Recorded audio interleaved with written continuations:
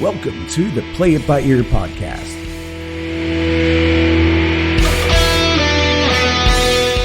The podcast where the topics may vary because, hey, we play it by ear.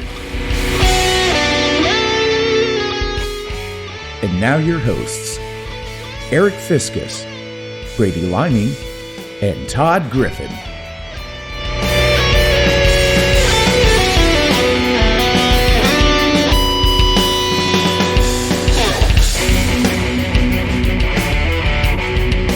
Welcome to episode 21 of the Play It By Ear podcast, and this is something different right here.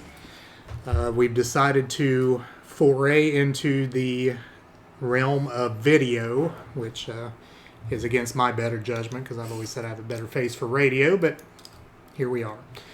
I want to welcome my compatriots to my right, but to, I guess when you see it, it'll be left, but we're looking at it anyway. Todd Griffin. Hello. And Brady Liming. Hey. We want to thank all of you for watching our 20th episode retrospective, and it was a labor of love putting those clips together. And Todd kind of from afar, and me and Brady got together one evening and decided what should go in there. And we haven't heard from all of you yet to see maybe if we had some missed opportunities, which quite frankly we honestly do most of the time, but certainly would love to hear from you about that. Maybe that's a good problem to have if there was just so much to sift through. Yes. So much gold to sift through to come up with a best of. A lot of ingredients, and I had to say a big thank you to Aric because he was correct, a labor of love. He spent hours on the editing process, and it was not an easy task, so thank you, Aric. Yeah, Brady, how many times did I text you and say, I don't know if I can do this or not? It was definitely an intense process, but the end product was well worth it. Absolutely. And did you learn enough to where the next time we have a best of, Oh, yeah. you'll feel more comfortable? Because I assume maybe we should do that every 20, 25 episodes or something like that, maybe. Yeah, we'll have another one down the line, but yeah, I definitely learned a lot, and it'll be easier the next time, as it usually is. But anyway, thank you all for the first 20 episodes, and we're on to number 21. And we'll get all the things out of the way that we need to do for marketing purposes. You can always find us on our home website, anchor.fm/Play It By Ear podcast. You can also find us on Google Podcasts, Apple Podcasts, iHeartRadio, Spotify, which is our biggest provider according to our numbers, among others. So, again, we invite you to find us at those places or most anywhere you can find a podcast. You can probably find us there because I find these places and I add us to them. So I would say most of the major podcast outlets you can find us on now. So again, much appreciated there. And keep in mind when you go, you can find a link to leave us a voice message. And please do so there. We can add you into the podcast and get your thoughts and feelings on what we're doing here. So there, you can also find us on Facebook, Play It By Ear Podcast. Search us out there, as well as Twitter, at Play It By Ear Pod 2. And also you can email us at playitbyearpodcast2020@gmail.com. I think that's everything. I think it is. All right, so with that, we will move on to our topics. Remember how this works. Each of us have a topic we bring to the table. We talk for 20 minutes on that topic. The conversation is organic in that we have not really rehearsed any of this at all. So we will start with Todd on his back from vacation. We'll give him the honors starting us out here. So Todd, take it away. All right, I appreciate it. Thought maybe to kick things off, we would, episode 19, I believe it was, right before the best of, we were looking at a top 40. What is the title of this again? It's a top 40 Encyclopedia of Sandwiches. Encyclopedia of Sandwiches, and we just, there are 40 on there, so we just split it in half, and we did the first 20 on episode 19, and we said we would come back and finish it up. So that's what we will do to start things off. So picking right back up where we left off, sandwich number 21 on the Encyclopedia of Sandwich is a patty melt. Patty melt. Brady? Knick-knack patty melt. The Patricia melt, if you're fancy. So, Okay, Janet. I think the last time we would go through the little brief description that on the chart we're looking at, ground beef patty, cheese, caramelized onions. Oh, no. Now, what it doesn't say on there is I always thought a patty melt had some sort of sauce. Some sort of like orangish, pinkish. French dressing. Yeah, is it French dressing? Or a Thousand Island. Thousand Island. Well, Thousand Island. it's not Thousand Island either because I don't like Thousand Island dressing. Yeah.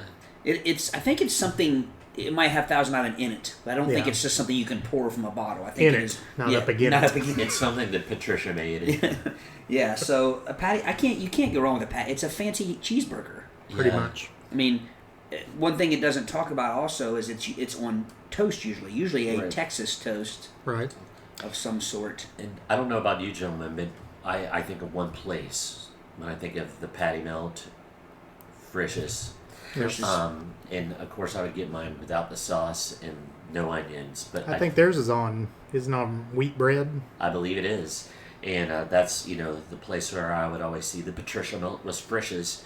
And I would get it occasionally. It's not one of my favorites, but every once in a while I'd get a wild hair. Yeah, I'll add in another place. Steak and Shake has a very good patty melt. Yeah. Nice and greasy, like a patty melt Greasy. should be. Speaking of Thousand Island, though, something that was brought to my attention about back on the first part of the list, number 17 was a Reuben. Yeah. And it says on here Russian dressing, but I'm pretty sure it's Thousand Island on a Reuben. Pretty sure that is Thousand Island dressing. That was brought to my attention, and because I like Russian, I think Russian dressing just kind of looks like French or Yeah. It's very similar. yeah, and a Reuben has a chunkier sauce on it. Yeah. Yeah. Consistency. Yeah. All right, number 20. Sorry, number 22. Are we still giving thumbs up, Oh, thumbs down? I'm giving thumbs up to the Yeah. patty melt. 22, egg salad sandwich. I'll go thumbs up. Yeah. It says here chopped boiled eggs, mayonnaise, and lettuce. And I don't eat mine with lettuce, but I like egg salad. I've made my feelings clear on salads. They are either to include lettuce, or they are It to has include, lettuce. or they are to include fruit, which is the main ingredients. Not together.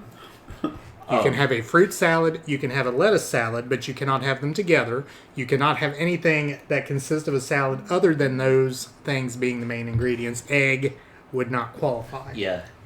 My complaint about egg salad, and I'm not going back to the well, I promise, but it smells like intestinal distress on bread. It smells like flatulence. And But so that's eggs in general, so do you not eat eggs at all? yeah, I think it's the odor of the eggs that's sulfurous. But do you not eat eggs at all then? Because they smell no different in egg salad than they do on any egg sandwich. Well, when I make an omelet or something, I don't notice it. I'll give you that. A fried egg or some sort of egg. But I'm talking a hard-boiled egg smells like hard-boiled egg. No. You don't? No. Do you eat hard-boiled eggs, Eric? Yes, I do. Do you eat mayonnaise? So every ingredient on that sandwich. Okay, stop right there, because you're going to go down the route of it doesn't matter if you put your food together on the plate, it No. all goes down Down the the same same hole. hole. No, not. I am not one of those people at all. I don't like my foods to touch. But what I'm saying is there's lots of things. Sometimes when they touch. There are lots of things that almost everything you eat has ingredients that you combine that if they were separated, you wouldn't want them touching. And some ingredients I don't want combined. Yeah. So there's that. So what if they didn't call it salad? Would you be happier if it were just called an egg? An egg sandwich. It's but maybe my psychology's getting in the way here. Egg spread. Egg spread. That sounds worse. Egg food. Egg food. Ugh. Egg taste. It's like cheese food. Number Don't know 20. exactly what that is. Number 23, a French dip. I don't mind a French dip. A roast beef sandwich dipped in Beef jus. I don't typically, I don't mind that, but I like to have something else on it. Some spicy mustard or something on it to kick it. I mean, you got to have a I mean, roast beef itself. I like to have some sort of I think of Arbs. Arbs, I'll tell you who makes a wonderful, wonderful French dip is Firehouse Subs. And they have a nice au jus, and it's really good. Not meaning to give them a free plug, but since we're talking about sandwiches, that's a good place to get one. You can't go wrong. So we all gave a thumbs up on 23, Indeed. the French dip. 24, you can't go wrong with this. PB&J, probably the most classic on this entire encyclopedia chart. But the only thing that could be debated about that is, do you prefer grape or strawberry? Strawberries. Grape. But I like all jellies, so I don't, but... Boysenberries. A blackberry jelly would be good. But Marmalade. there's more to Marmalade. there's more to debate than that. Marmalade. Yes. There's more to debate than grape or strawberry, though. Number one, crust or no crust. Crust. Crust, yeah. Number two, Although you used to eat your sandwiches around the crust. Do you not That's do a that handle. those were anymore? the handles. That was It's a handle It's a- issue. Yeah. It's not a crust issue. So, second question. All right, now, hold on. I'm going off the rails here. We're going back to the handles. So if you have a full slice of bread, you'll eat through the top crust, but you won't necessarily eat the bottom crust. Just wherever my fingers are, like 99% of it, just Okay. the one. Do you not trust the cleanliness of your fingers? Is that why you won't eat whatever's touched your fingers? No, that's I a wish I good had an question. answer. I don't. That's a good question. I just don't Fair do enough. it. And what happened in your childhood that caused this handle issue? It's a great question. I still think I choked on a sharp point of a French fry that I was holding on, and it probably impaled my palate or something, and it ruined me. But here's something else about PB&J. The only way, the correct way, not the only way, the correct way to make a PB&J is to put, I put peanut butter.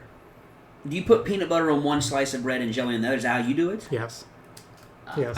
I don't. I typically put jelly just on top of the peanut butter, That's what I do. But wait a minute. Don't you... which makes it hard to spread. Well, there's that. Plus, if I'm guessing... No, I'm thinking about this here. Your knife is going to have to go into one or the other and cross-pollinate. I'm a two utensil man when it comes to a peanut butter and jelly sandwich. First off, A two-tensel. A two-utensil.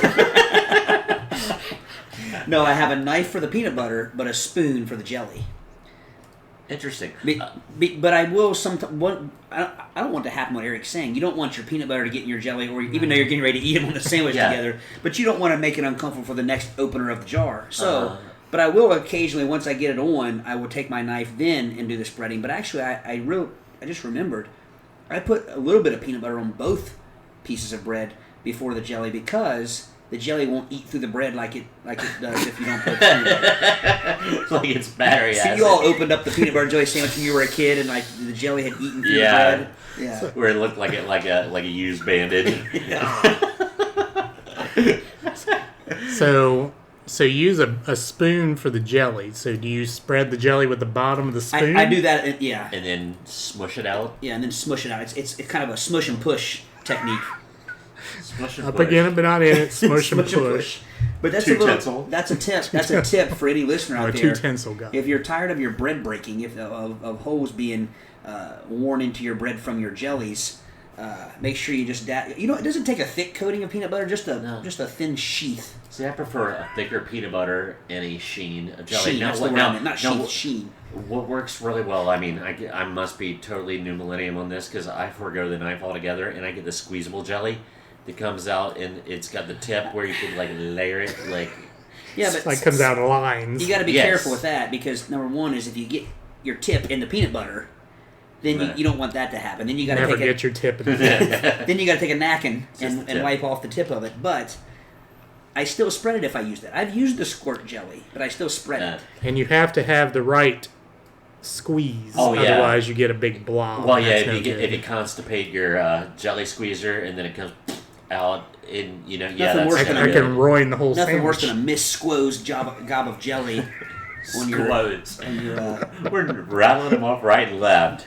But also, one thing about peanut butter and jelly that end it can't be crunchy peanut butter. Oh, yeah, it's just a bad Indeed. idea. That's Speaking of an terrible. impaled palate, that's asking for it. On that we agree. All right, 25. I gotta be honest, I'm not familiar with this one. The torta. Okay, so now wait a minute. I don't have my spectacles on. It says sounds- it's steak. Okay, because I look like skank. Steak sandwich. You don't want that on your sandwich. No, you don't. So it's a torta, and it says it's steak, beans, lettuce, tomato, avocado, and what's that last one? Man, Is that... catnip. Just a dash of catnip. Torta meow. I don't know what that says. This is blurry. If you're Is wondering it why we Konya? can't, we're not that old. It's just blurry. It's Cotja? Kodya? Kodya? I'm assuming it's some sort of sauce. It's got to be some sort of sauce. There- But There's a in lot of different frosty. things. A lot of different things wrong with this sandwich right here. Man. Like beans on my sandwich, no. Absolutely I'm not. alright with that. Some black beanage. but- Avocado, no Now, avocado. I will say avocado. this: I have been against this entire avocado movement that's been happening the last couple of years. But the place we've been getting our and I'll give them a plug because I like them that much. But the Aloha Tacos and More truck, Yeah. it's in Hillsboro lots. Celia gave them a plug on Facebook. They fresh avocado and like their nachos and stuff. It's just, you wouldn't even notice it. But every once in a while you'll get a bite of freshness and it's the avocado. Okay, but I'll say, if you don't notice it, why is it in Well, I'm saying you wouldn't see it. Anti-cotto. You wouldn't see it. You taste it when you get a Yeah. bite of it. But that's different though than spreading it on. I don't want it on Yeah. a sandwich. And is it called a torta? Because it kind of looks like a... It's I the thought Spanish word's tortuga, so maybe it's kind of shell It does look like a looking. Yeah. turtle-ish sort of. Yeah. It's the bread looks like it came. It's a I pocket. give 2 thumbs down. Would you agree? It's a pocket. Yeah. Yeah, it looks Kind of like a pita-ish sort I'm of. gonna It go almost this looks way. like a Cuban. I'm going to go this because I can't comment on... Now, I can construct I it. see I would the take ingredients out... I can comment. Yeah, I would take out the lettuce. Oh yes, I always take it. But I would say this: if this sandwich were hot, and maybe they were refried beans or something on the steak, because Yeah. I mean, See, I'm Like thinking that of black one. bean. yeah. Now, say likes a black bean burger. I'm not a big fan. Oh.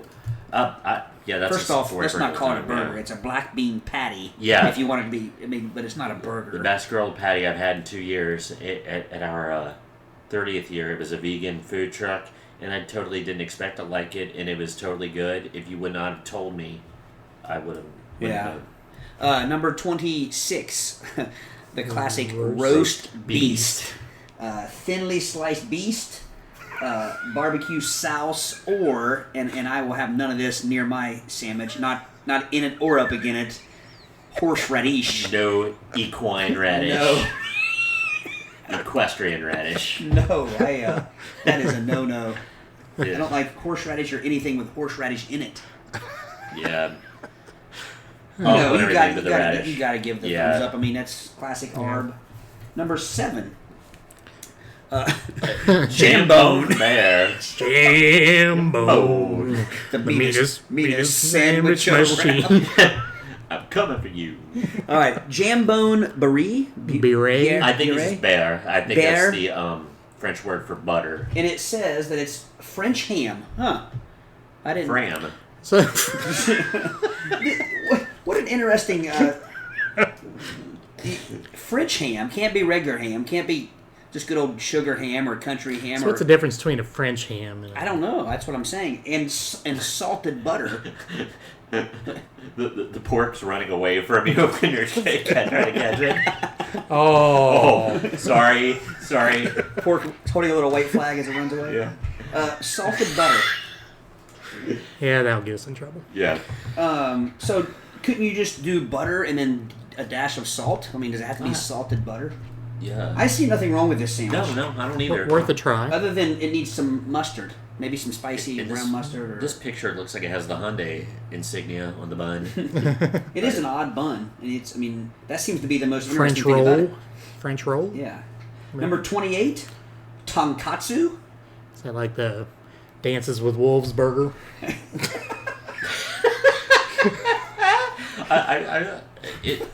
Tonkatsu. That sounds like Is like that Japanese descent. it's the, oh yeah. The Tatanka burger.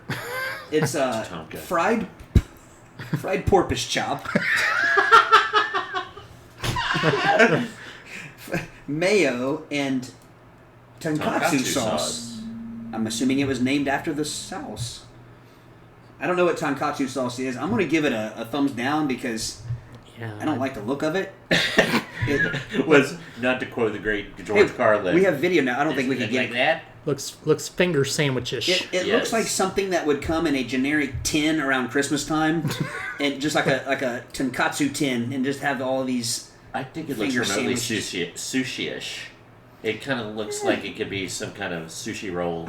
I would have mistaken it for a dessert if I hadn't read about it. It almost looks like some sort of tiramisu. Yeah. Instead of top. Number 29 looks to me like a good old piece of Boston cream pie, but that's not what it is. And by the way, we're under 4 minutes. So. It's a Monte Cristo. Killing it. Ham, turkey, Swiss cheese, fried and served with jam. Oh. Ew. Well, what do they mean by jam? It doesn't say like. It doesn't look like jam in the picture. Well, I mean, it can only mean so that I don't think they're playing instruments while making it. But I'm saying it could be like a mustard jam. You know, it could be fancy for. I don't think it's just like grape or strawberry like a radish jam. I'm gonna give it a thumbs up. And we'll give it a sideways thumb. Yeah, I'll take some things out. Count Monte Cristo is one of my favorite classics. Is cornbreads? Cornbreads. 30 ham and cheese, lettuce, mustard. Yeah. 31 bagel with lox. I like mine unlocked. Bagel, cream cheese, smoked salmon, onion, and mater. No, thank you. Number 32. I did now. On another note, I mean, do you like any of your meats smoked? I've not met a smoked meat that I like. I like beef jerky. I love smoked. I like beef jerky. Yeah. But that's dried I and don't know smoked. that I want a sandwich.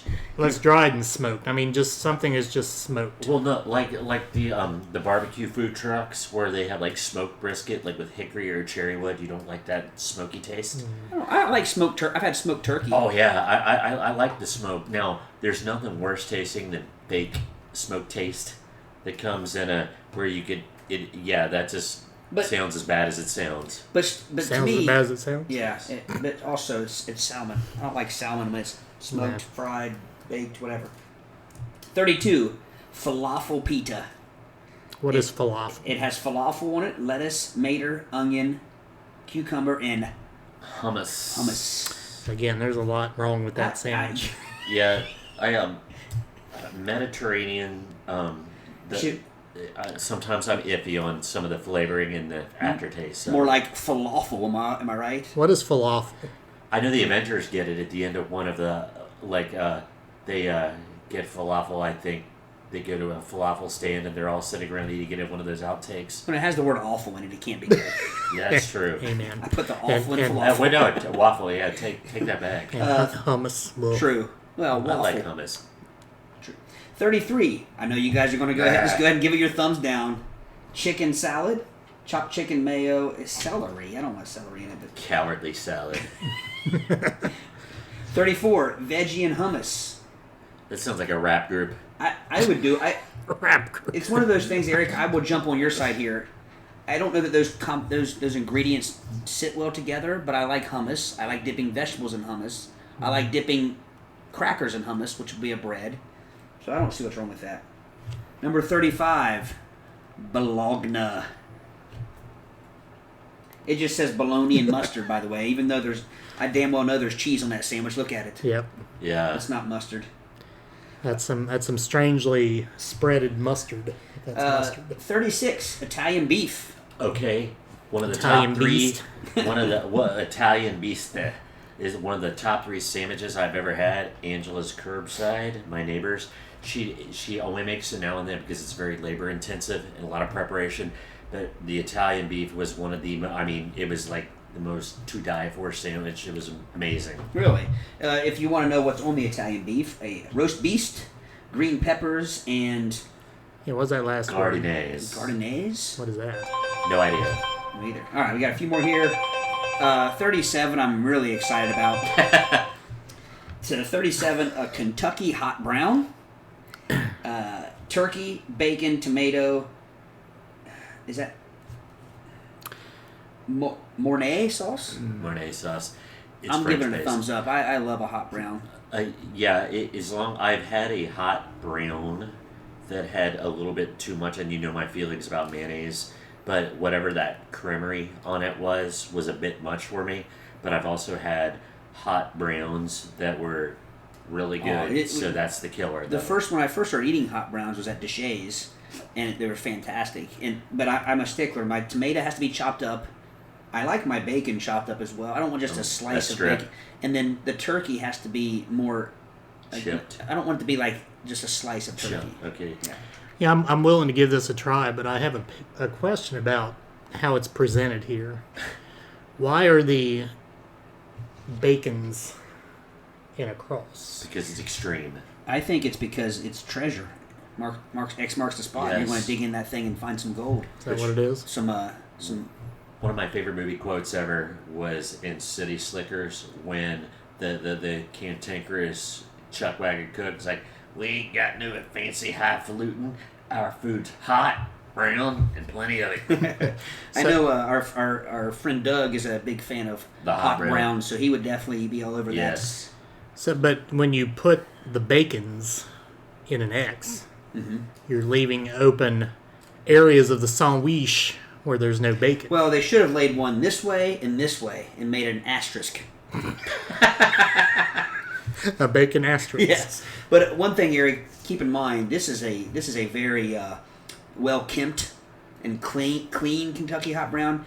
It comes out on a plate and it's usually bubbling over and running off the plate. It's a you got to eat with a fork. Now, the hot browns I've seen have had roasted beast, which I don't understand the brown variation of this thing here because what's brown? Well, there's usually cheese. It's baked on it. It's a golden brown. Because that's one thing it doesn't say on here. I'm surprised it doesn't say cheese. Yeah, because that's an important component. Yeah, that's part of the hot and part of the brown. All right, 38. Got 3 more. 38. The bocadillo. Bocadillo. Love it. I'm assuming this is a relative of the armadillo, just from the way it's spelled. It says that it is. I can't even read that first word. Jamon.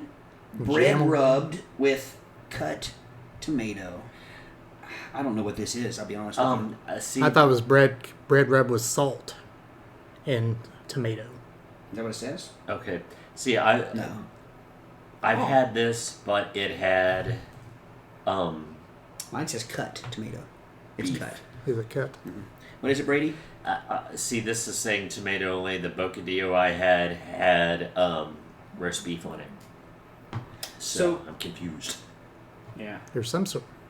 Are they supposed to be tomatoes? I got no bocadillo. Yeah. I'm gonna give it a thumbs down because I don't understand. I'm uneducated on it. Okay, 39. Good grief, liverwurst. Can I use my big toe also? They put the worst in Both liverwurst. of my big toes. Yeah.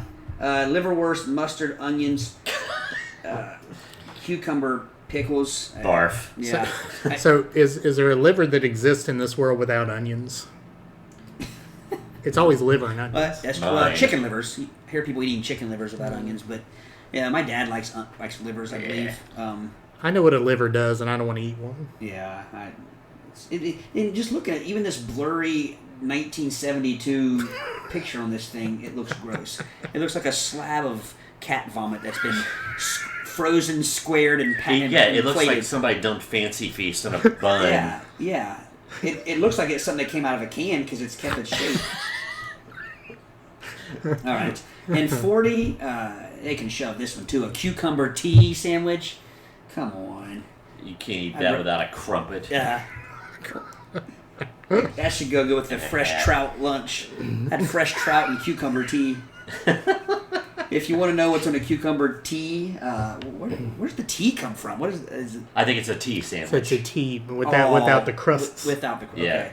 So cucumber and unsalted butter, and a lot of pretension. yeah, a lot of holier than I have thou-ness. some extra pretension for my cucumber tea sandwich, please. That is our top 40 sandwiches, folks.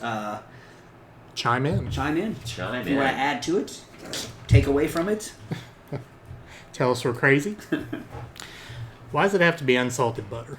Yeah, I like my butter salted. Well, salt my butter. It's just like the other one said, salted butter. But that does sound like an exclamation. Salt my butter. Well, it's a non-angry butter. It's not salty. Come in. It's a What's got chill your butter salted today, Aric? All right. So topic number 2.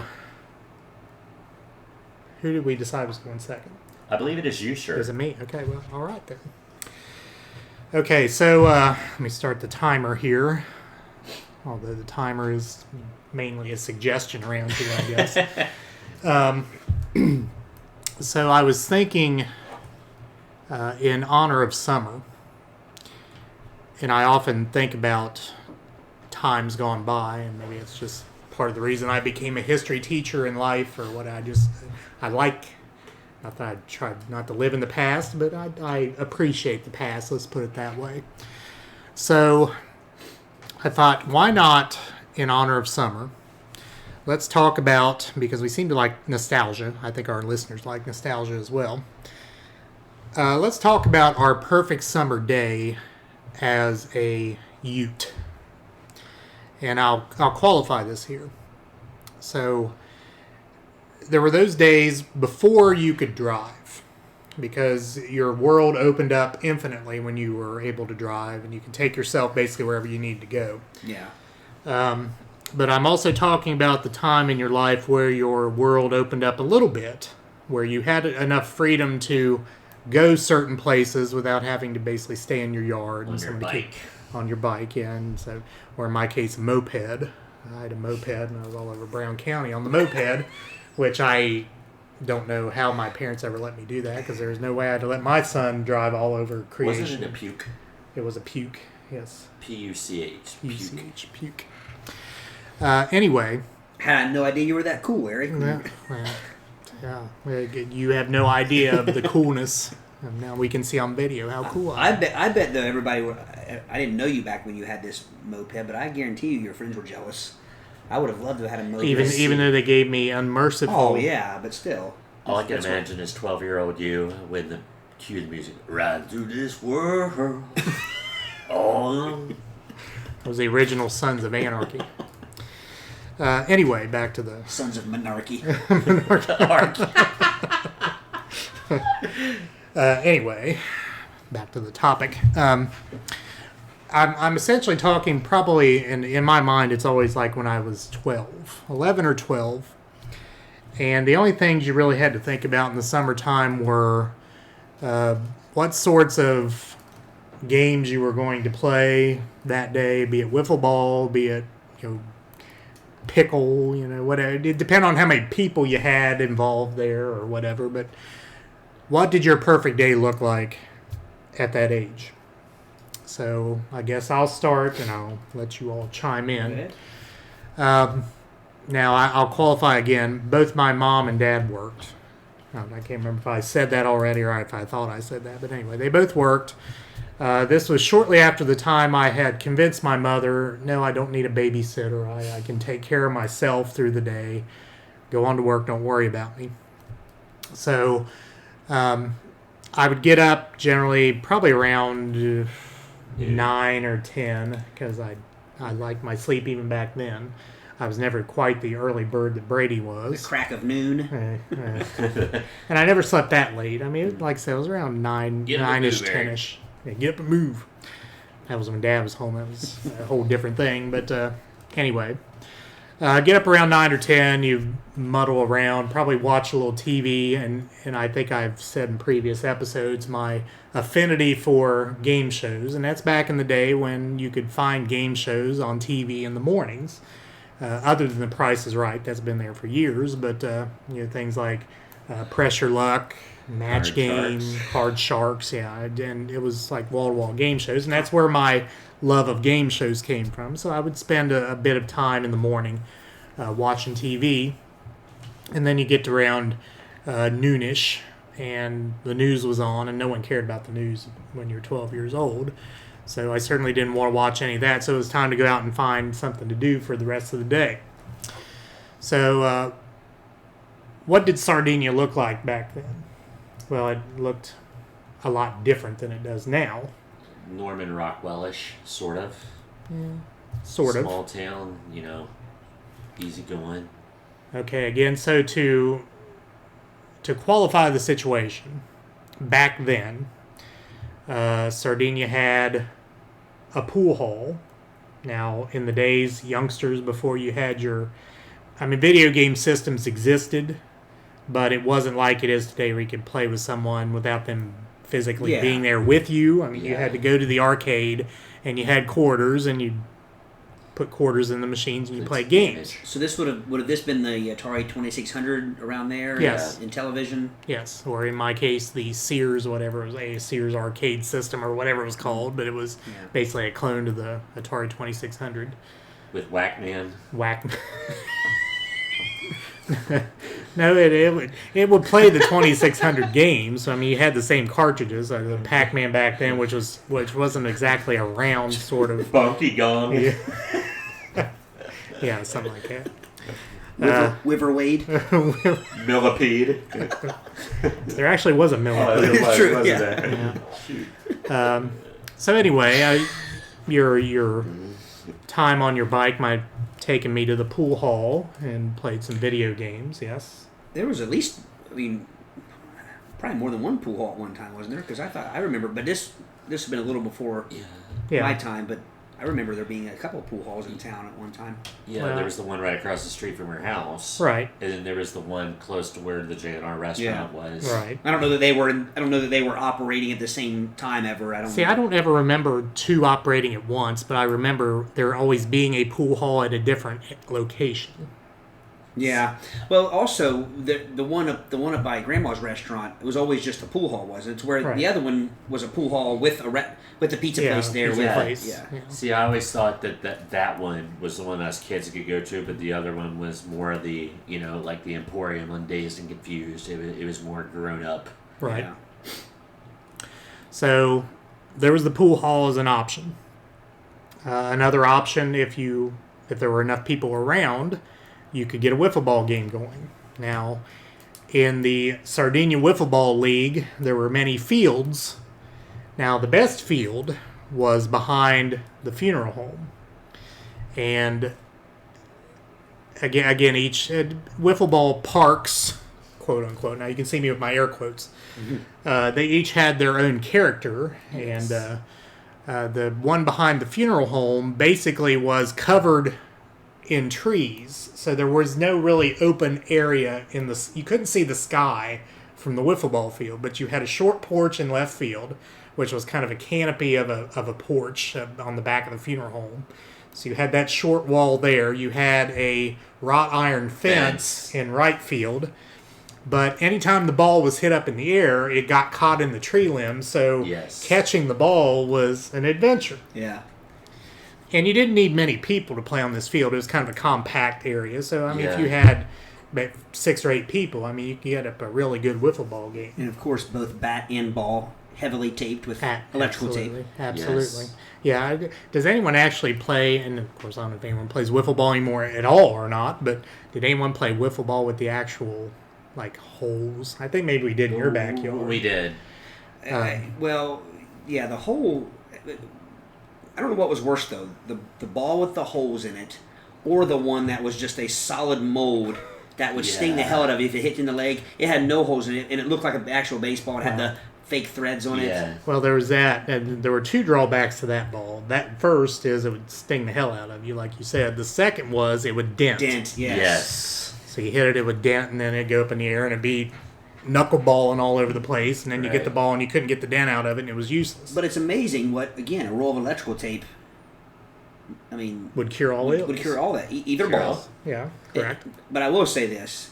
That wasn't my least favorite bastardization of wiffle ball, was the big fat red bat. Oh, my gosh. That was for amateurs. They're for posers. I can still remember the sound it made when it hit when those usually came with a wiffle softball. Yes. Yes. Do you know what I remember most about that bat? Is Coach Lewis at basketball camp working us over with the plastic bat. And we liked it. It was fun. It was fun. And, if he didn't think we were hitting the defensive stands hard enough, he'd whack us with that big old bat. The good old days. Yeah, I hated that bat. Whenever your buddies would come over to play wiffle ball and somebody was carrying that bat, and just march your ass right back home. Exactly. Yeah, and get out.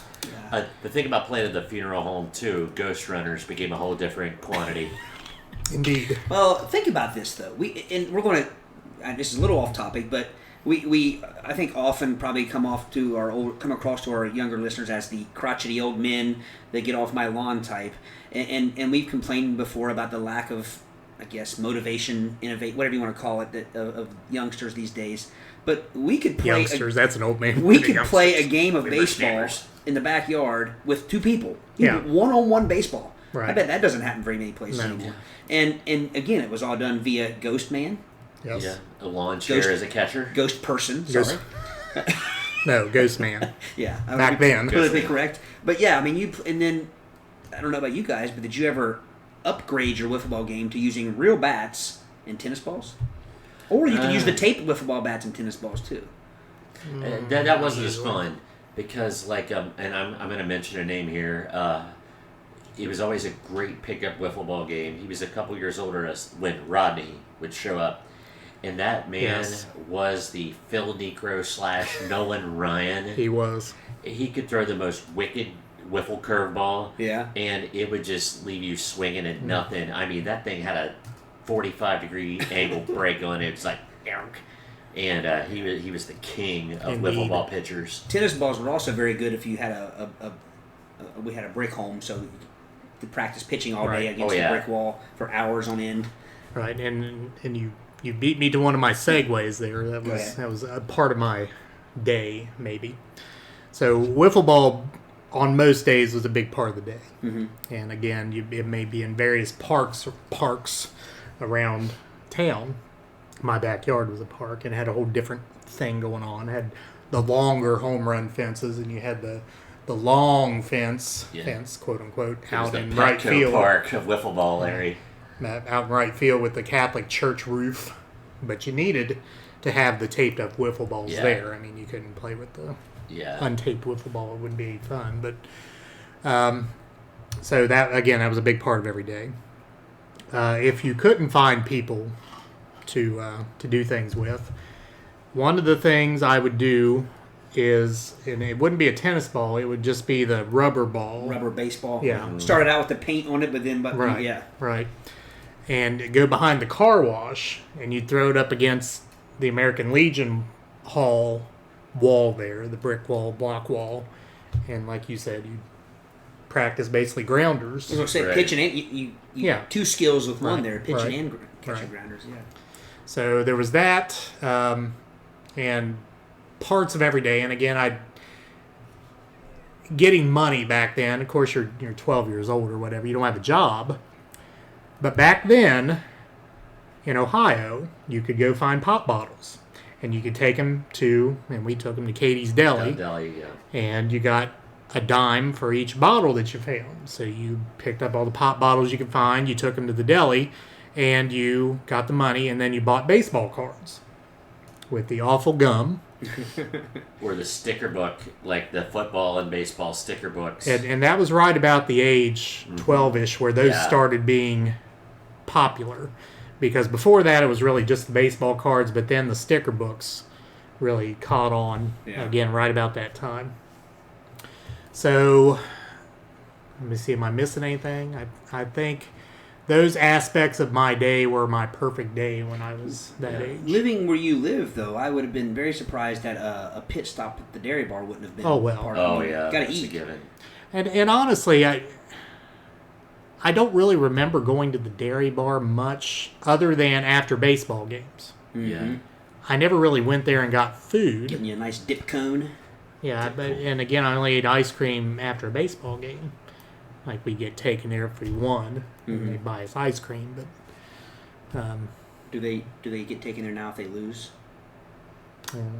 They're starved. I only remember going if we won. Yeah. Yeah. So that was my day. Does anyone have anything to add?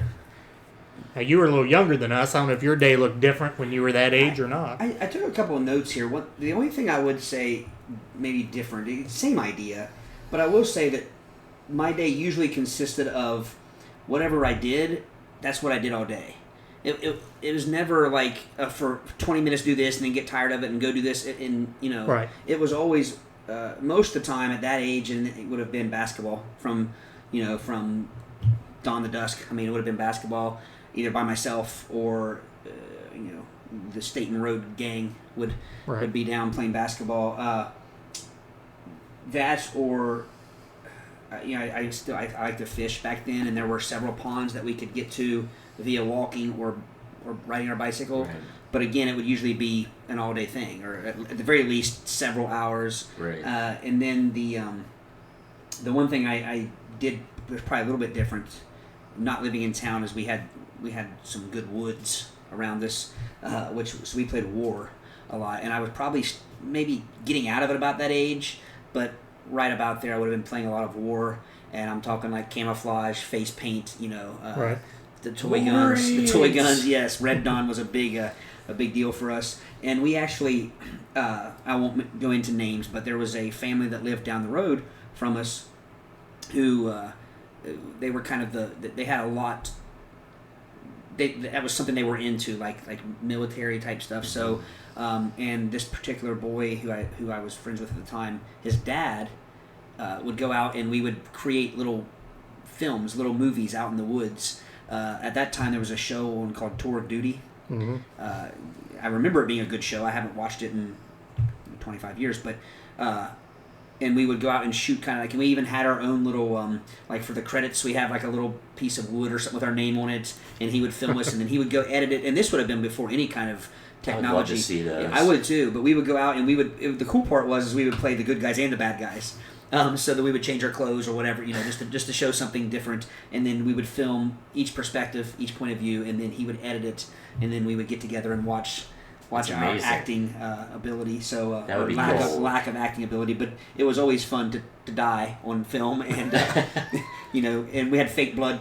Back then we had either the fake blood, little bottles of it, or from Halloween. Yeah. I'm surprised you didn't get into acting or directing or something like that. I really am surprised. Probably, well, I mean, I would have been way too bashful and shy back then. I was not a person that liked to get in front of people. I still don't, but.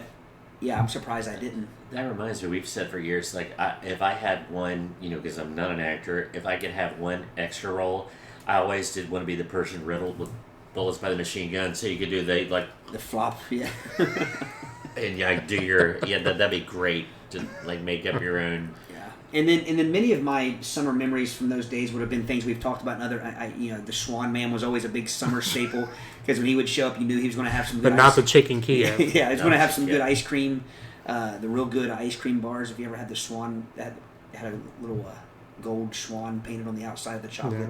Yeah. The push-ups. Yeah. And then just again, all day, whatever we did all day long. Yeah. Now I left out a part of my day, and he's sitting here beside me. Brady had, you want to talk about video games. I mean, I would talk about the 2600. Brady had access to, he had a Commodore 64. And his dad had some connection. I guess maybe the statute of limitations has run out here. Yeah, let's call it what it was. It was a hacker. He had a coworker that was a computer geek before there was such a thing, and he could get all the games on floppy disk. An emulator, so I mean, it really looked like the arcade game on your TV screen. And it was, hundreds and hundreds of video games. And you said floppy disks, there's probably a lot of listeners that don't know what floppy disks. They flopped. Yeah, they flopped. And if anyone ever wants to know what the save button is on Windows, that's a floppy disk. That's what that is. So for you youngsters. And the cruel irony is, I don't like video games much. I mean, I would play them occasionally with you guys, but you guys would stay up for hours playing it, and I just still not a video game. Shaman would be disappointed, Brady. Yes. So, did you have on the Commodore 64? Because my cousin Jason had he had the Commodore 64, and for hours we would play the Larry Bird versus Dr. J. Yeah, basketball game. One. And then you'd break the rim, and the referee would come and sweep it up, and then yell at you. Yeah, the one that I always played a lot of. If I played, it was Raid Over Moscow. Mm-hmm. Good old Cold War game where I would have to get in my F-16 and take out the the Ruski missiles before it hit us. Yeah. Now, Todd chimed in. Did you have anything to add to because we're the same age, so I mean, our days probably look fairly similar. Yeah, I mean, mine was a little bit different. So I'm going purely 12-year-old me, and I'm not going much about, certainly the wiffle ball. What I would like to add is it was always a big deal during Brown County Fair. You would win a few helmets. So, you would change your helmet. Right. So, I wanted to be the Braves because, we just got cable. So Dale Murphy, I had my Atlanta Braves hat, or my favorite one was my Montreal Expos hat. Yeah. Big Tim Raines fan. Oh, I was thinking. Andre Dawson. Nope. Gary Carter. Gary Carter. That's what I was Yeah. thinking. Of, yeah. And take out video games and put in some MTV. Once cable came, I would watch some MTV in the morning. Drive my mother crazy because, she just, it was just kind of a new thing and silliness. Now, My again, to mom's pretty qualify cool. that for the youngsters, it's actually when they played Play music music videos. That is something that I really. Sometimes I find myself getting a bit depressed when I think about we've talked about. I think we had a whole episode or a whole topic about this of things that our kids won't enjoy that we did. Right. But that is one of the truly depressing things is that our kids won't experience the joy of what MTV was. Oh, yeah. That was it awesome. is. I mean, think about it. How many days did you waste away just watching videos on MTV? Oh, yeah. Big time. And I think what it did for so many people is this would have been obviously before I was going to any concerts. I mean, I started going to concerts when I was pretty young, but with my mom and dad, it wasn't something we did. So I would have had to have been 15, 16 before but it gave you visuals of of the music that you liked, or the Right. or the bands that you liked or enjoyed.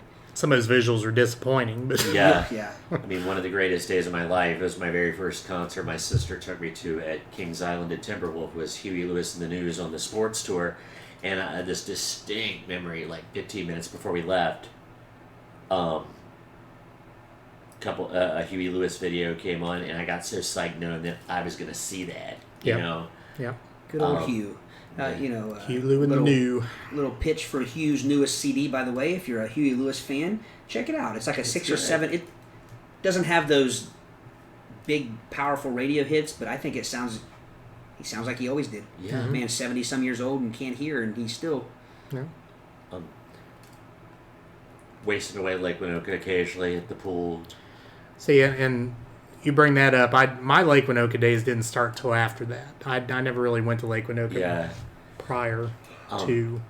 And this is going to be a crazy nostalgic thing, but like 6th grade, it sticks out because, how you end the summer day, or how I ended most nights, but particularly summer days, is like put on the headphones and listen to Mark Sebastian count down the tunes Right. at Q102.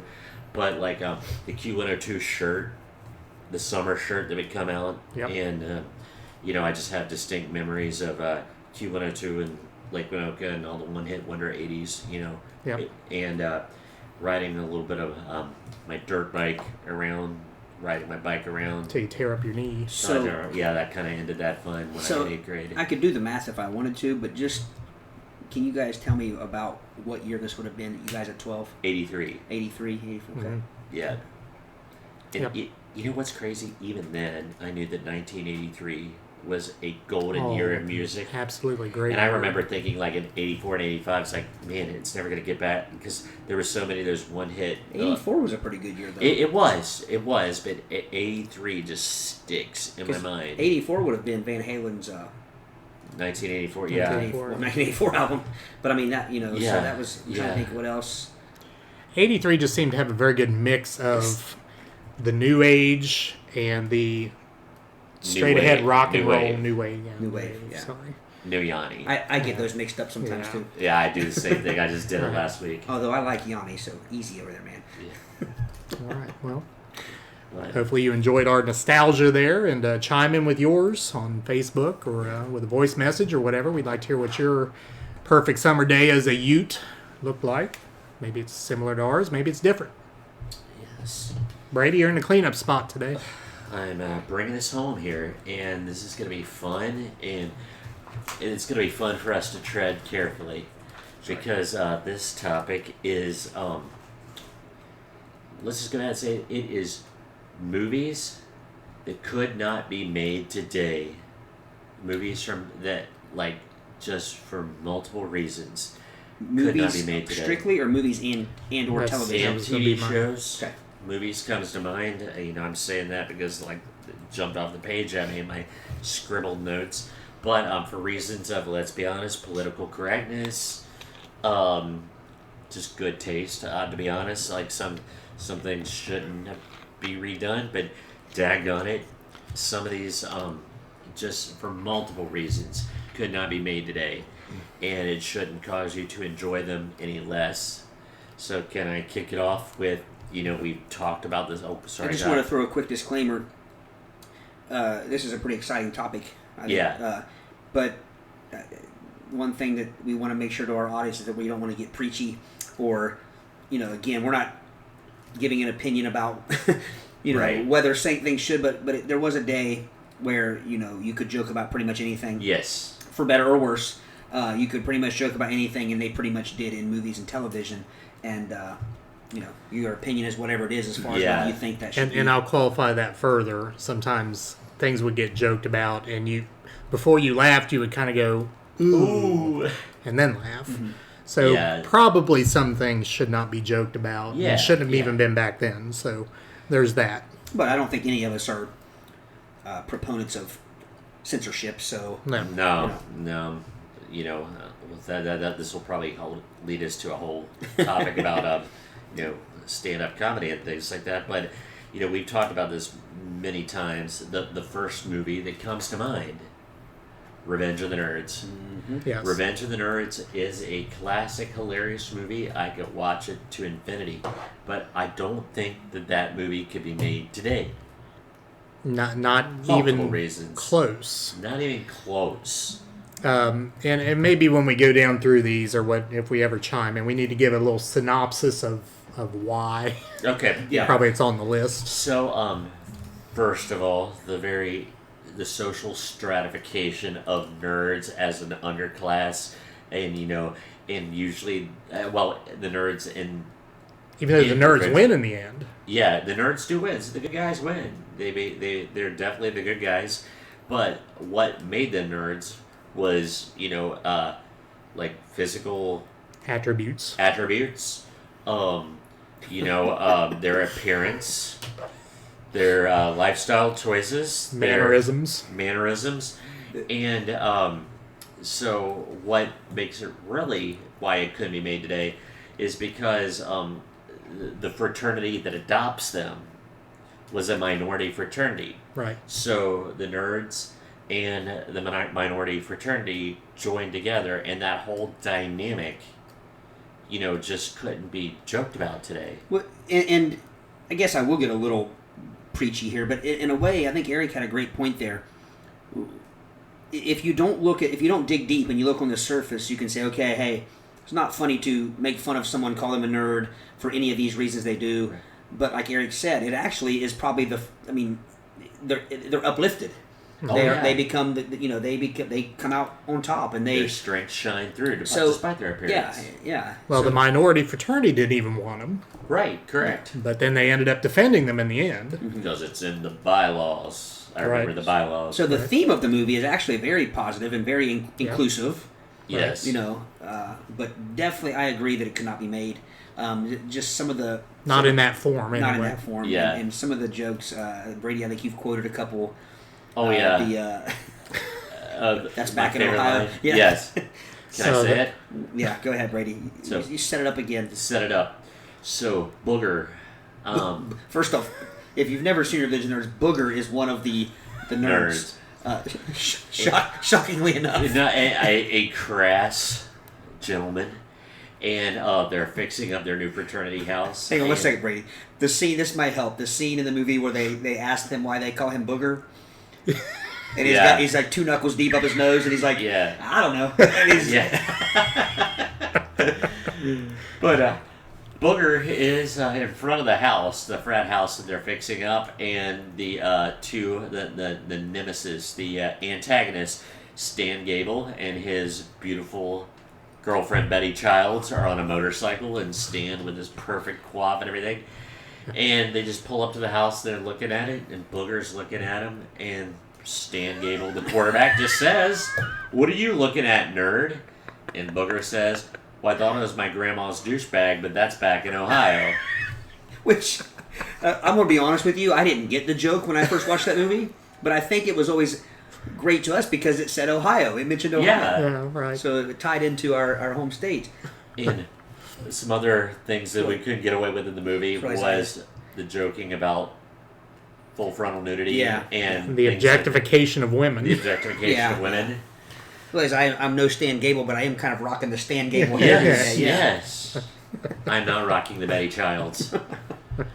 But great movie though. I'm sorry, that's just a classic. And they've never remade it, which I'm glad. Yeah, because something that's happened, and you're going to see a pattern probably in a lot of the comedies we pick. And this is going to make me sound I don't know, like a heathen, I guess, but I'm not a fan of everything going to PG-13 in comedy. And because there's so many places they can't go with PG-13, that movie can never be made as a PG-13 movie and still be as funny. Period. No, but think about what they've done. You think about movies like Scary Movie when it first came out, which is probably another one that couldn't be made now. Yeah. By the time they got to the third or fourth when they were making them PG-13, you couldn't help but to think that they were watered down and just not near as funny anymore. Not that things have to be crude and filthy to be funny, but that type of comedy almost did need to be. It had a little bit of shock value to it back when shock value was shock value and made you snicker.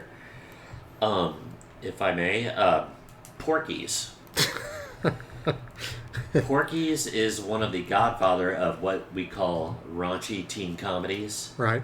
And, there is just no way that Porky's can be made today. Okay. Give the background to the movie, because, we don't know who's seen it and who hasn't. Yeah, I think Porky's came out in 81 or 82, but it was about a bunch of high school boys from a Tony suburb of Florida. And they were... I'm glad I hadn't taken a drink yet. Yeah. Well, and their conquest to go to a burlesque all-female review, a strip joint, and it was in the more, and I'm going to use the word redneck part of Florida, and they had to go there, and... You can still use that word. Yes, I guess. Yeah. A rouge neck. And, but anyway, there was shenanigans and things that happened where they were cheated and because they were underage, and, the villain Porky was a, racist redneck caricature and obese. Violent. He was kind of like I put him in the same, but not near it. He was a worse Boss Hogg. Boss Hogg on meth. Yeah, like Boss. Good description. Boss Hogg from Dukes of Hazzard on meth. And but throughout the whole thing, there was the objectification of women. There was some religious, the Jewish character that was picked on by a Nazi biker dad. Right. And there was but once again it was overcome. But like I said, those things you just can't make movies.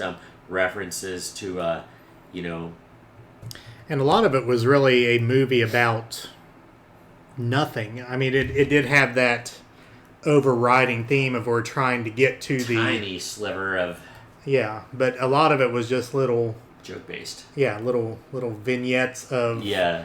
teenage boys doing raunchy things. Yeah. Yeah. Good word, vignette. Yeah. He used Tony, I'd use vignette. There we go.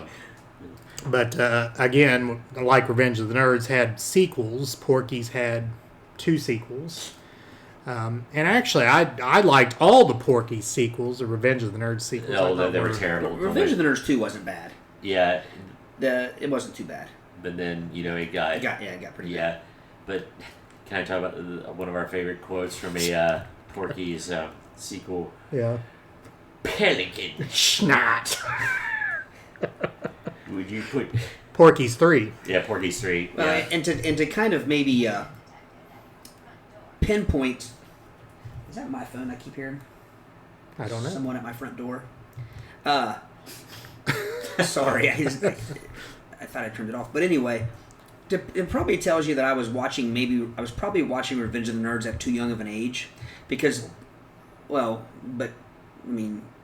But the scene that I laughed the hardest at was the end of the movie where they're doing the games. Right. The booger burping scene. As a matter of fact, the first time I watched that, I peed my pants a little bit. To this day, it's funny. Now, do you know what that actually is? Have you ever heard? No. I mean, it's not actually a belch. Do you know what it is? No. It's a camel. What? Oh, really? Yeah. Was I'm it wrestling? disappointed. You just ruined a childhood I'm for me. sorry. It wasn't booger. It wasn't the boog. No, it was not the boog. It was a camel. Yeah, and just without giving them, we can say about the scene is they're doing a games versus like the different kind of an Olympic Games sort of thing. And Ogre is like he's an ogre. He's like a great big hairy big offensive lineman football player sort of person. And he takes a drink of his beer. Or no, he drinks it out of the trophy. He drinks like the whole trophy full. It's coming down. And he burps, and it's a decent burp, nothing. And then Booger just takes a drink of beer, just a real quick drink of beer, and then takes a little breath in, and just belts it out for like 15 seconds. And I don't know. Just again, that's probably shows I'm too young because I was so immature that I laughed at that scene so hard. But you say it's still funny. It's still funny. I still laugh. The second one, if you remember right, I think that's why I like the second one so well, is he goes and he meets this old Chinese guy. I can't remember the setup, but he meets an old Chinese guy and Booger is drinking a beer and he burps and he's proud of himself and the Chinese guy is smoking a joint and he takes the joint and takes a big hit of the joint and then blows Booger's burp away by just bringing Sorry, our immaturity's coming out a little bit. Yeah. And of course, the greatest scene of the part, at the end. Clap your hands, everybody, and everybody clap your hands. We're lambda, lambda, lambda, and omega move.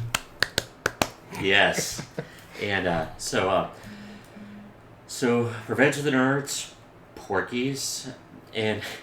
I said anything by Mel Brooks. Yes, Blazing Saddles leading the way. But again, probably on the list of funniest movies of all time. Oh, yeah. And it just cannot be. Can I please play the burp? Yeah, go ahead. Yeah, hang on. Here it comes. I gotta find it here.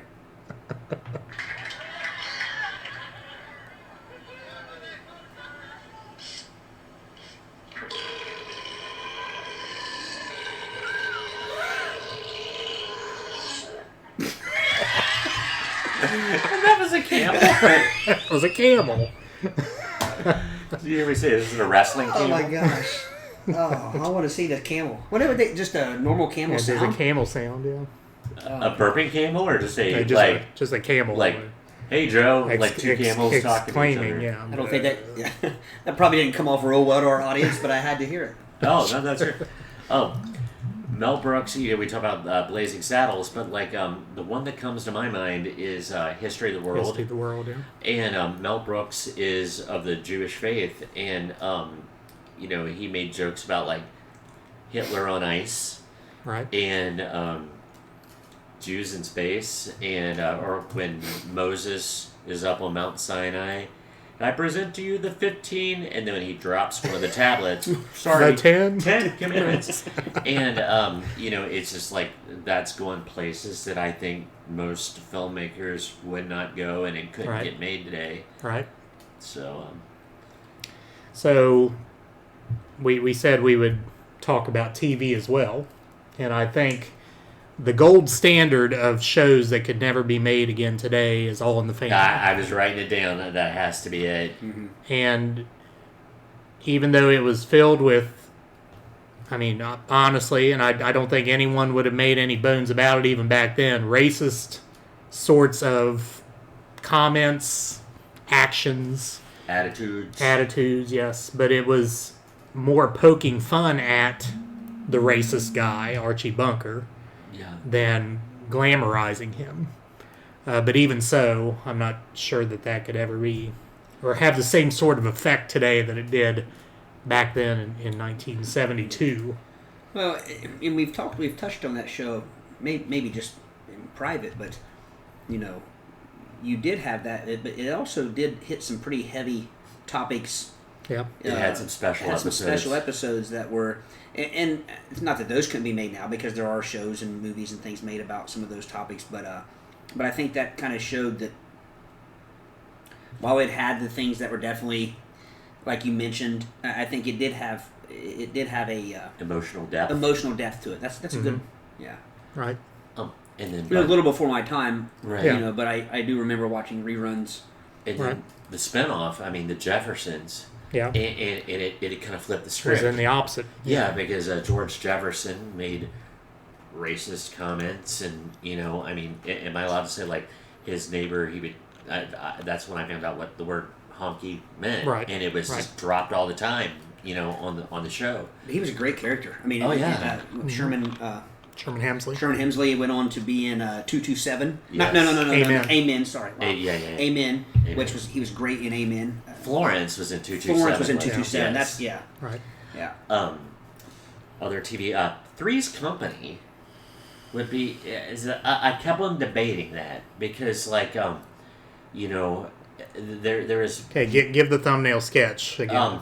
Well, it was two girls and a guy, and they were cohabitating, sharing the rent. But because of the conservative apartment owner, he didn't want there to be, shenanigans. So the male character pretended that he was gay, so he could, stay there and not raise any eyebrows. And we'll make the friends. Remember that Three's Company episode? The one with the misunderstanding. Right. Like everything was based on everything. double entendre and Yep. misunderstandings, and Don Knotts playing Mr. Furley. I mean, we could go into a whole thing. Who'd you like better, Mr. Roper or Mr. Furley? And Right. The very talented John Ritter. very Yes. May he rest in peace. Yeah. May rest in peace. And probably the most non-PC thing about it, and I just kind of had to say it, was the fact that the female cast members were usually bra optional. Right. I mean, and it like might as well have been a neon sign. And I'll put this out there too. A lot of times that was referred to as jiggle TV. Oh, really? That, Charlie's Angels. Oh, yeah. Things of that sort. Yeah. That was the shtick. Remember when John Ritter's passing affected me? I mean, that was one of the first like Hollywood deaths. Affected me. He was just I don't know, fun. And actually, was it sort of a local tie? I think because I think he married. I think his wife was from the Wilmington area. As a matter of fact, I think they got married at a church in Wilmington. Yeah. I think that's. Yeah, very talented man. We've talked before about the Golden Girls. And on one hand, there are definitely things that are have more adult themes and stuff now, but for back then that was pretty ahead of its time. It was ornery, and Old people being empowering. ornery. old people being ornery. Yeah. Well, because it was empowering because it showed these, senior citizens having, wanting to have fun, Yeah. having relationships, get into trouble, go carousing. So I'm going to say something in all seriousness here. And Yeah. on that note, and that's a good point you bring up. Would that show have the effect today that it had back then because now we have things like Viagra and, older people Well, have a different outlook on... You're right. well, I think that probably that you mentioned that being it. I looked at it as an answer to ageism. Right. And that's probably something that is not talked about much, but and something people may be guilty of and not even realize they're being that. I mean, everybody is. Think about it. You make fun of somebody when they're getting older. You make, you We've do that. already made the joke. We've to already get made off the my joke. lawn. Yeah, exactly. Yeah, right. But I think that again was kind of a slap back and saying, hey, age is only a number. You're only as old. Any mantra you could have as far as growing old gracefully, and again, you had the Blanche is the main one that comes to mind when you talk about the Viagra, Right. because Blanche was a virile woman. yeah, and that was her character, and I think it was purposely done to show that hey, that part of your life doesn't have to go away at a certain age, Right. and we always like to throw trivia in there, but we know that Sophia, the mom, was younger than was all younger of them. than all of them in real Right. life. Yes, she Right. was the youngest actress, yet she played the oldest one. I was told that it would annoy the cast incredibly because the lady that played Sophia, she had a difficult time memorizing her lines. That's why she always had her purse and she would be rivaling because she had the lines in her purse. Ah. It was a trick. Interesting. Yeah. A little more recent, although I hate to even look up the year because it's going to make me feel old, but a movie that American Pie. Oh yeah. Could not get made now. As a matter of fact, I just saw here a while back like a story, and it was interviewing Jason Biggs, one of the main characters of the show, and he was saying that it couldn't be made now for the same reasons, kind of, that Revenge of the Nerds and Right. Porky's and movies like that. So that's probably about, I don't know when American Pie was, early 2000s. Yeah. Yeah. So that's probably would have been the beginning of the end of movies being able to be those. made that way. But one that we may not be thinking about here, The Office. Who's the main guy? Oh, Carell. Yeah. Steve Carell. He has said before that show couldn't get made now. I Right. mean, and that what 15 years ago? Within Yeah. the last 15 years. Yep. So I don't want the one I had circled too. This goes back to the movie Tom Hanks' Bachelor Party couldn't be made today. Right. I mean, the once again objectification, bestiality, all that. There is everything that that was a pretty ornery movie.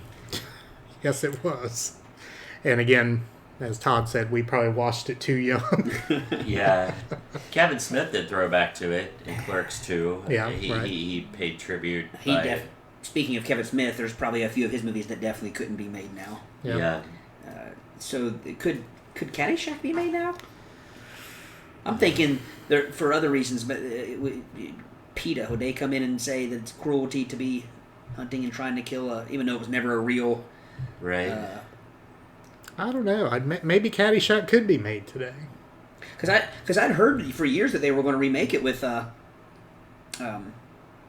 same as Fletch. They were going to remake and they never Yeah. did. I'd heard Caddyshack was going to be remade. And I'm going to go strong on the record. There are some things that should not be remade. I thought Footloose was one of them. I put Caddyshack in there. I would put like Animal House. Good gosh, they're trying to remake Valley Girl. Don't even get me started on that. So Miami Vice should not have been remade. Yeah. Just Red Dawn should not have been remade. correct. So, but we joked about, but there's small things that the movies, like for instance, the Captain America movie.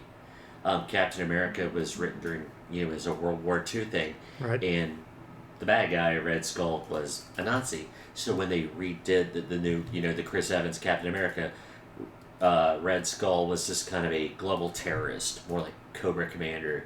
They took out all references to Nazism. Right. Well, speaking of, I don't know, this is going to be one of those times where I start talking and have no idea what I'm saying, but wasn't Red Dawn, wasn't there something when they remade that where they couldn't, Yes, it was delayed, because it was done and ready to be released, and because the Soviet Union had fallen, they were going to use Red China. And then because Hollywood, billions of dollars in Chinese ticket sales, and the Chinese government said, you need to change that or we're not getting, they were going to lose their rear ends, basically. It'd be multi-million-dollar loss. I knew something they had to go and do all kinds of editing and chopping on it because of that. And I keep going back to Red Dawn, but think about what that movie, I don't know if it hit, what age you guys would have been when you first saw that. But Seventh grade. Yeah. But do you remember watching that and thinking, because if you haven't seen the movie, we won't give it away, but watch the original. Don't just watch the remake. But just think about it. The opening scene in the middle of class could have been any one of us sitting in a classroom. Yeah. And you start to thought see... about it. Yeah, you start to see all hell break loose, and it's like... Well, there were a lot of things like that back then. About the Cold War sorts of things. Yeah. The one that comes to mind, this was on regular TV.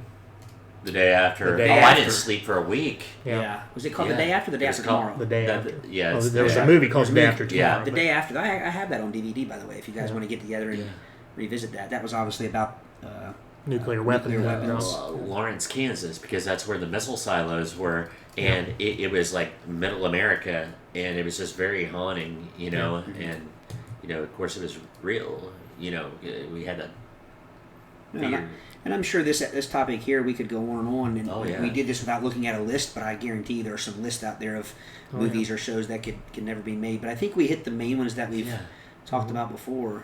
And I'm sure our listeners will have some as well. Oh, absolutely. And our viewers. Our viewers and listeners. I mean, I just want to throw this out just as a fun thing. Like Best Little Whorehouse of Texas. I don't think that... No. Classic. Very funny, but yeah. Yeah, that... No. Rhinestone. What? Rhinestone. No. Rhinestone. Was it Rhinestone with Sylvester Stallone? Yeah. They tried to make the singer? Yeah. Yep.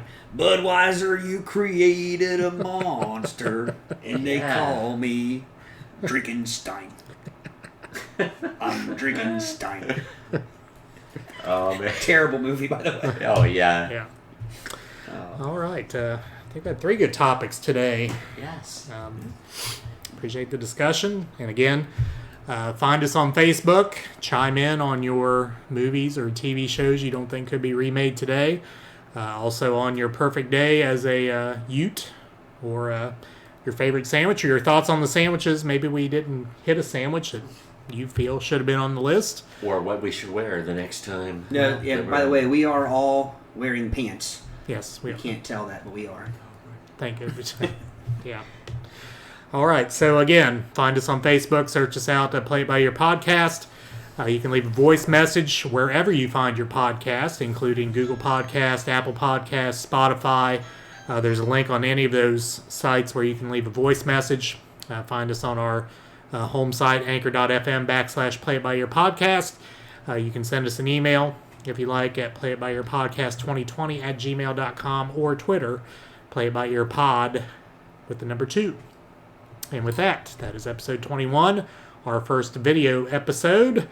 And we bid you farewell. Keep an eye out for episode 22. Peace.